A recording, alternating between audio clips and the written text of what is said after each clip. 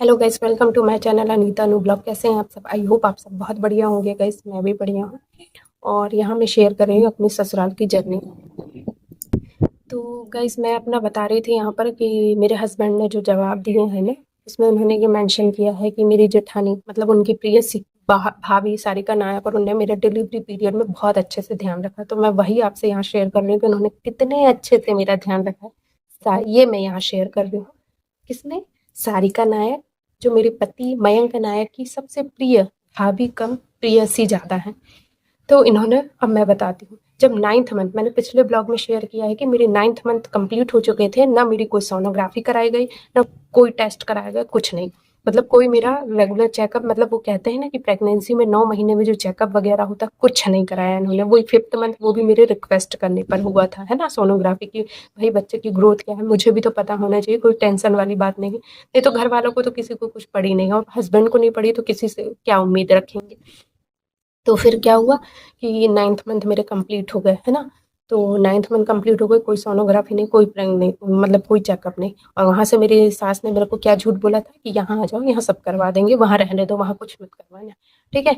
अब 9th month complete हुए, फिर मुझे कुछ सिम्टम्स समझ में आया, हल्का सा जो ब्लड वगैरह क्लॉट मेरे को ऐसा लगा। तो मैं बताई जेठानी से, तो वो मुझे वहाँ कहाँ ले गई, क्या कहते हैं, गवर्नमेंट हॉस्पिटल, डिंडोरी के गवर्नमेंट हॉस्पिटल में। तो वहाँ उस समय ना, मतलब शाम का टाइम था, ऐसे 5-6 बजे का टाइम था। तो वहाँ पर डॉक्टर तो अवेलेबल नहीं थी, जो नर्स थी, तो उन्होंने चेकअप किया। उन्होंने चेकअप किया, उसके बाद मतलब मैंने बताया ना कि जेठानी ही मेरे साथ हर जाती थी जहाँ भी मुझे जाना रहता, तो वो मुझे डॉक्टर से बात ही नहीं करने देती थी, नर्सों से बातें ही नहीं करने देती थी। उनकी आपस में क्या बातचीत हुई क्या नहीं पता नहीं। जैसे ही मैं मतलब मैं उन्होंने चेक किया, उसके बाद मैं मुझे हाथ पकड़ के सीधे वो बाहर ले गई, सीधे घर ले जाने लगी। तो मैंने बोला क्या हुआ, मेरे को बात करने दे नर्स से। तो उसने मेरे को कोई बात नहीं करने दी, बस वैसे कहती कि नहीं अभी मतलब अपन देखते हैं। मैंने बोली क्या बोली उसने, नर्स ने? तो बोलती है कि बोल रही है कि मतलब अभी फर्स्ट टाइम है डिलीवरी का, एक तो बोले तुम्हारा, तो मतलब हो भी सकती नहीं भी हो सकती अभी डिलीवरी, कुछ क्लियर नहीं कहा जा सकता। लेकिन मैंने बोली मेरे को बात कर लेने देना, से मुझे और चीज़ें पूछना। तो नहीं, बोले कुछ नहीं है, सब ठीक ठाक है और जल्दी चल घर करके। मुझे ना ऐसे हाथ यूं पकड़ के खींच के, मतलब मैं कहीं जा ना पाऊँ नर्स से बात करने के लिए, मतलब मुझे वो अकेला नहीं छोड़ते। तो ऐसे भी ये वहाँ की बात नहीं, मतलब घर में भी कोई आता था ना, तो मुझे अकेले किसी से बात भी नहीं करने देते, मुझ पे नजर रखते थे। ये चीज मैंने पहले भी शेयर करी। तो वहां से मुझे यूं कस के हाथ पकड़ी, मुझे आज भी याद है, और सीधे मतलब ले चली, है ना। तो हम लोग गाड़ी में बैठे और घर आ गए। उसके बाद इनके आपस में क्या चर्चा हुई, मेरी मौसी सास, जो कि मेरी चाची सास भी, वो घर आई, मेरी सास वगैरह थे, इनके आपस में जो भी चर्चा हुई। और अच्छा हाँ, मुझे मेरी मौसी सास ने मना कर दिया कि आप घर में मत बताना, मायके में मत बताना मम्मी को, नहीं तो पेन ज़्यादा होता है, ऐसा वैसा करके मुझे घर में नहीं बताने दिए थे। हालांकि मैंने अपनी सिस्टर को बता दिया था कि ऐसा है, जा रहे हैं। तो इनकी ऐसी तैयारी हुई कि जबलपुर जाना है रातों रात। हाँ, उस टाइम पीरियड तक, डिलीवरी से लेके, जो मैं प्रेगनेंसी मुझे कंसीव हुई थी और मैं निकल रही हूँ डिलीवरी के लिए, इवन मेरी डिलीवरी हो गई उस टाइम तक, मतलब डिलीवरी हो भी गई, लेकिन मेरे हस्बैंड ने मुझसे एक शब्द नहीं बोला था, इस मुझसे एक एक बात नहीं किया, कोई बातचीत नहीं हमारे। हम लोग डिलीवरी के लिए निकल रहे हैं, लेकिन मैं वहां से चेकअप करवा के आ गई, लेकिन उस समय भी मेरे हस्बैंड ने मुझे एक शब्द नहीं पूछा कि कैसा, कि क्या क्या प्रॉब्लम है, कैसा, कुछ नहीं, कोई बातचीत नहीं हम दोनों हस्बैंड वाइफ के बीच में। समझ सकते हो कि मैं कितने मेंटली रूप से मैं परेशान थी उस समय। आज ठीक है, इतना टाइम हो गया और मैं खुद को, अपने आप को इतना स्ट्रॉन्ग कर ली हूँ कि मुझे रोना नहीं है, इसलिए मैं नहीं रोऊंगी किसी के सामने। मैं क्यों रो, है ना, मैं नहीं रोऊंगी। लेकिन वो चीजें जब याद आती है ना, तो समझ में आता है कि यार लोग कितने निम्न स्तर तक गिर सकते हैं। मतलब हस्बैंड को तब भी कुछ नहीं था कि डिलीवरी होने वाली है या कैसा है, कुछ नहीं, मुझसे कुछ शेयर ही नहीं करना, बस मुझे ले जा रहे थे। मुझे हालांकि उस समय पेन इन कुछ नहीं हुआ था, बस एक सिम्टम्स ब्लड का समझ में आया था। तो रात में तैयारी हो गई, ठीक है। तो हम लोग ऐसे 11-12 के आसपास, मतलब 11-11:30 बजे डिंडोरी से निकल गए जबलपुर के लिए। जबलपुर में मेरी छोटी ननंद रहती है, और जैसा कि मैंने बताया जबलपुर हॉस्पिटल में, मतलब डिंडोरी के जितने भी मेरे रिलेशन में बहुएं वगैरह जो है वहाँ उस घर की, सबकी डिलीवरी वहीं करवाते हैं, उन लोगों का पहचान है वहाँ पर जैसा भी। तो मुझे ले गए, तो मैं मतलब ऐसे 3-4 बजे मैं एडमिट हो गई। उस समय डॉक्टर नहीं थी वहाँ पर। तो इन लोगों को क्या करवाना था, मेरे ससुराल वालों को, और खासकर मेरी जेठानी, मेरे हस्बैंड और मेरी सास को नॉर्मल डिलीवरी चाहिए था। क्यों चाहिए था? क्योंकि अगर ऑपरेशन होगा, सीज़र होगा तो पैसे लगेंगे, इसलिए नॉर्मल डिलीवरी चाहिए। तो इन्होंने क्या किया, वहाँ जो नर्स थी, डॉक्टर तो अवेलेबल थी नहीं उस समय, तो उन्होंने नर्स से बात कर ली कि हमें नॉर्मल डिलीवरी ही चाहिए, और एक्स्ट्रा पैसा जो भी था उन्होंने दे दिया उसको, है ना। और न उसने मतलब मैंने ये सुना, मैंने तो बात किया नहीं, जब रूम में मेरी डिलीवरी हो गई, जब इन लोग, मेरे हस्बैंड और मेरी जेठानी बात कर रहे थे, तब मैंने ये सारी चीज़ें सुनी थी। तो एक्स्ट्रा पैसे तो उनको दे दिया था नर्स को डिलीवरी कराने के लिए, और नर्स ने ऐसा बोला था कि देखो फर्स्ट डिलीवरी है, अभी कुछ क्लियर नहीं है कि आज डिलीवरी हो रही है कि कल डिलीवरी हो रही है, और बोले मैं हूँ तो मैं करवा दूंगी नॉर्मल डिलीवरी, ये मैं गारंटी लेती हूँ, लेकिन अगर डॉक्टर आई तो उसका भरोसा नहीं हो सकता, वो सीजर भी कर दे। तो अगर आप मेरे ऊपर छोड़ते हो तो मैं गारंटी लेती हूँ कि मैं नॉर्मल डिलीवरी करवाऊंगी। और मेरे ससुराल वालों को तो नॉर्मल डिलीवरी से मतलब था, ना मुझसे मतलब था, ना कि बच्चे को कोई दिक्कत परेशानी हो रही, उससे भी कोई मतलब नहीं था। ठीक है, तो नॉर्मल डिलीवरी के लिए मुझे वहाँ पर एडमिट कर लिया रूम में, और ना मेरे को उस समय कोई पेन आ रहा था, ना कोई मेरे को दर्द, हाँ हल्का हल्का ऐसे दर्द था, और फिर वो मेरे बंद हो गए थे जबलपुर पहुँचते तक। रास्ते में थोड़ा सा जर्क वगैरह लगते हैं ना, तो उसकी वजह से मुझे थोड़ा पेन आना स्टार्ट हुआ था, और फिर वो बंद हो गया था, ऐसा कोई वो नहीं था। फिर मुझे जब वहाँ नर्स ने बात करी ये सब, तो मुझे इंजेक्शन लगाया गया, और मतलब मैंने वो नहीं देखा, मतलब मैं तो शांत थी, मुझे वो दर्द के इंजेक्शन लगाए गए, तो मेरी जेठानी बोल रही थी या मेरे हस्बैंड ऐसा कुछ कि 8 इंजेक्शन लगे हैं दर्द के, है ना, मतलब मुझे कोई पेन वगैरह कुछ भी नहीं था।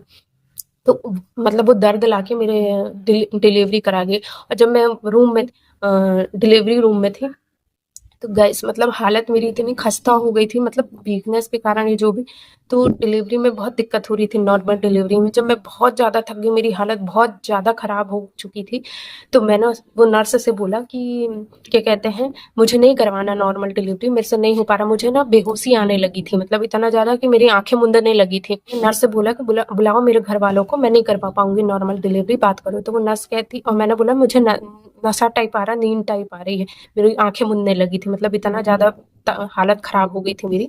तो नर्स पता क्या करी, कहती तेरे को नींद आ रही है तो सो जा, ऐसे ही बोली, तेरे को नींद आ रही है ना तो तू सो जा, ऐसे डांटे टाइप का। और अंदर गई, एक फॉर्म लाई, और वो फॉर्म पता गाइस क्या था, पूरा ब्लैंक फॉर्म था, खाली फॉर्म था, मतलब उसमें क्या लिखा था मेरे को वो भी नहीं समझ में आ रहा था, बस खाली फॉर्म था, और उस खाली फॉर्म में, ब्लैंक फॉर्म में मेरे से साइन करवाई उस कंडीशन में उस नर्स ने।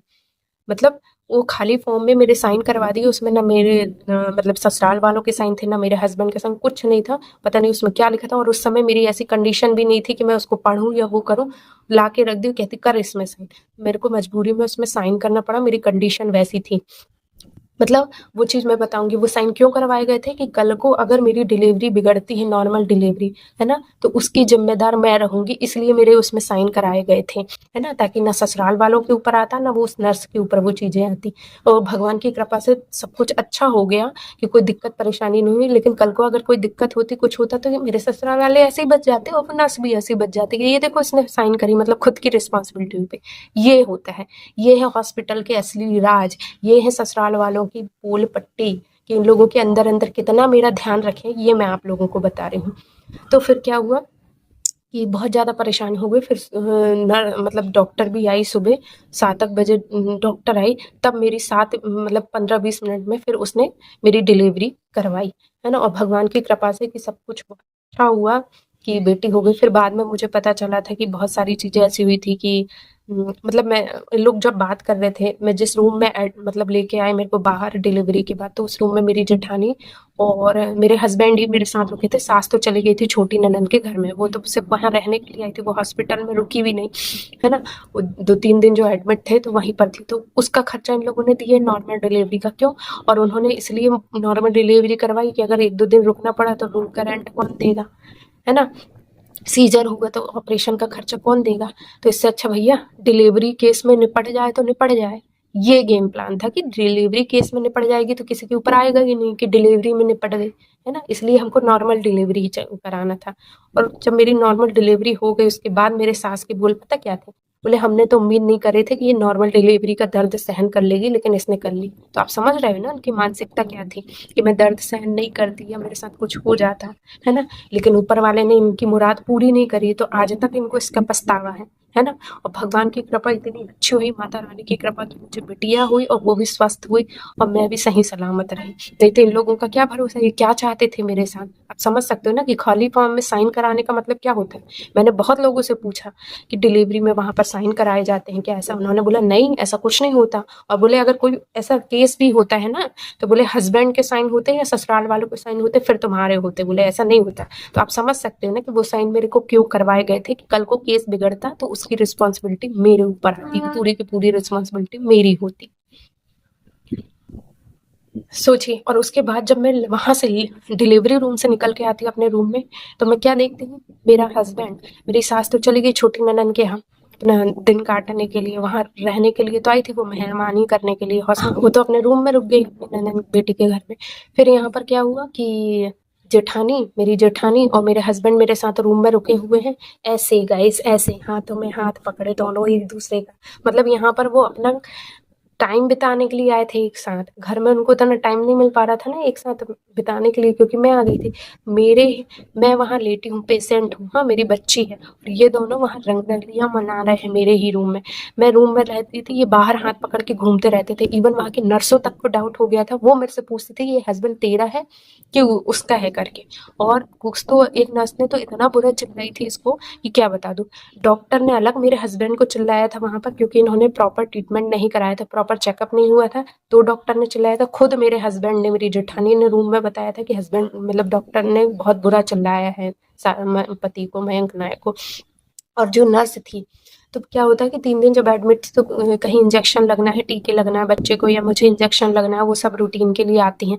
तो ये बहन जी सारिका नायक जो मेरा बहुत अच्छे से ख्याल रखी थी ना, वो ख्याल में बता रहे हैं कि ये चली जाती थी मयंक नायक के साथ बाहर रूम में, हॉस्पिटल के बाहर घूमते फिरते रहते थे हॉस्पिटल में, रूम में रहते ही नहीं थे, ठीक है। तो मेरे से मतलब मेरे से बोली, एक नर्स आई तो बोली कि तेरे साथ जो आई थी, बोले वो कहाँ है, मैंने बोली जेठानी, तो बोले वो घूमने फिरने आई है कि यहाँ वो आई, बोले मैं आई हूँ, बोले तेरे को इंजेक्शन लगाने, तो ये बच्चे को कौन पकड़ेगा, बोले किसकी रिस्पॉन्सिबिलिटी। इतने में सारिका नायक के रूम में एंट्री होती, जब चिल्लाई है उस नर्स ने कि तेरे को तमीज नहीं है, ये नहीं है, पेशेंट के साथ रहना चाहिए। वो लोग भी तो देख रहे हैं ना भाई कि तुम्हारा रवैया क्या है। देखो इंसान ना नजरों से समझ जाता है किसके बीच में क्या चल रहा है। तो इन लोगों की जो एक्टिविटी वहां हो रही थी ना, वह नर्स सारी समझ गई थी, क्योंकि वो जब मेरे से जितनी नर्स आती थी वो मेरे से ये पूछती थी तेरा पति है कि उसका पति, तेरा पति है कि उसका पति। उन लोगों ने कुछ देखा होगा ना, नहीं तो नर्स ऐसा क्यों बोलती कि वो जो आया हुआ है वो तेरा पति है कि उसका पति है, नर्स ऐसा क्यों बोलती, कुछ लगा होगा ना। और जब उनने चिल्लाई तो हमारी जेठानी के, महारानी सारिका नायक के मगरमच्छ के आंसू ऐसे ऐसे निकले। और जैसे ही पति घुसा, मयंक रो रो के मैं अपने बच्चों को वहां छोड़ के आई, किसके पास, सास के पास, वो भी जबलपुर लेके आई थी अपने दोनों बच्चों को। और कहाँ छोड़ी थी, ननंद के यहाँ। तू चली जाती ना, मेरी सास को रहने देती मेरे साथ पे, तू जाती ना वहां पर, तेरे को आने की क्या जरूरत थी, तेरे को फुदकने की क्या जरूरत थी। लेकिन नहीं, हमको तो इमोशनल ब्लैकमेल करना है। तो मेरे पति के सामने रो रो के मैं अपने बच्चे को छोड़ के आई हूँ, यहाँ आई हूँ, नर्स मेरे को चिल्ला रही। तो मेरा पति मयंक क्या बोलता है मेरे से, वो नर्स चिल्ला रही तूने क्यों नहीं बोली। मैं क्यों बोलूं भाई, वो चिल्ला रही है तो मैं क्यों बोलूं, इतनी समझदारी तेरे को होना चाहिए। तू अगर मेरे साथ रुकी है तो फिर रूम में रुकना, या गुलछर्रे उड़ाने आई है, रासलीला रचाने आए हो दोनों जन यहाँ, खुद रासलीला रचा रहे हो और मैं तुम्हारा फेवर करूं। और ऐसा रो रो के कि मैं अपने बच्चों को छोड़ के आई हूँ तेरे लिए, यहाँ पर वो करने के लिए, फलाना और ढिमका। काय के लिए आई, तेरे को बुलाया किसने था, जाना। असली हकीकत नहीं बता रही कि यहाँ रंग रलियां मनाने आई थी मैं हॉस्पिटल में। अब बोल, जवाब दे। और इतना अच्छा ध्यान रखे थे पति मयंक नायक, तुमने मेरा बहुत अच्छे से ध्यान रखे थे ना, तो फिर डॉक्टर तुमको क्यों चिल्ला रही थी वहां पर हॉस्पिटल में, क्यों चिल्लाई, जब तुमने प्रॉपर मेरा चेकअप करवाया सारी चीजें। और फाइल मेरे पास आज भी है, पूरी फाइल है मेरे पास, जरूरत पड़ने पर वो भी कोर्ट में आएगी, निकलेगी। तब तुम बताना कितने अच्छे से तुमने मेरा ध्यान रखा, तुमने और तुम्हारी पीएससी सारिका नायक ने कितना अच्छे से ध्यान रखा, तब बताना मुझे। ये है तुम्हारा जवाब, और हर चीज के प्रूफ है मेरे पास। मैं ऐसे मुंह जुबानी नहीं बोल रही, हर चीज के प्रूफ है, तुम बोलो बस, मैं हर चीज प्रूफ ला के रखूंगी। झूठ है ना, झूठ, अपना झूठ अपने पास रखो, है ना, कहाँ तक बचोगे। और तुम्हारे झूठ सामने आएंगे, क्योंकि एक नहीं दो नहीं, तुमने हर जगह झूठ बोला है। झूठ इसलिए ये रिश्ता आज नहीं टिक सकता, क्योंकि झूठ की बुनियाद पे है, और झूठ की बुनियाद पे कभी कोई रिश्ता नहीं टिक सकता। और तुम्हारे तो क्या ही बोलूं, पूरे परिवार में झूठ बसा हुआ है, पूरे परिवार में रग रग में झूठ बसा हुआ है, तो क्या ही बोलूं गाइस। फिलहाल इस ब्लॉग में इतना ही गाइस, आगे की चीज़ें मैं नेक्स्ट ब्लॉग में शेयर करूंगी। तब तक के लिए बाय बाय, खुश रहिए, स्वस्थ रहिए और मस्त रहिए। और हाँ, जो भी मेरे चैनल पर पहली बार आए, प्लीज़ गाइस मेरे चैनल को लाइक शेयर एंड सब्सक्राइब कीजिए। और प्लीज़ मेरे वीडियो को पूरा पूरा वॉच करिए। आप लोग थोड़ा सा देखते हैं और फिर चले जाते हैं, तो प्लीज़ मेरे चैनल को लाइक शेयर एंड सब्सक्राइब कीजिएगा। मिलते हैं अपने नए ब्लॉग में, तब तक के लिए बाय बाय।